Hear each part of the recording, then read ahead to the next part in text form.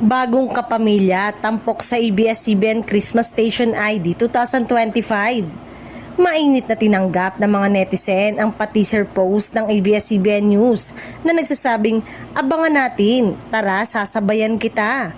Agad itong nagpasigla ng excitement online dahil senyalis ito ng nalalapit na paglabas ng inaabangang ABS-CBN Christmas Station ID 2025.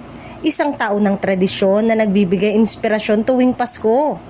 Ngayong taon, inaasang may espesyal ang tema dahil bukod sa mga paborito nating kapamilya stars, may mga bagong mukha ring mapapanood sa line-up.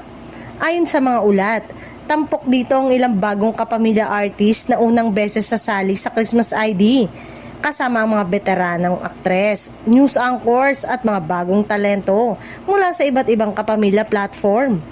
Tulad ng mga nakaraang taon, inaasahang magdadala ang proyekto ng pag-asa, pagkakaisa at pagmamahala ng pamilyang Pilipino sa gitna ng mga pagsubok.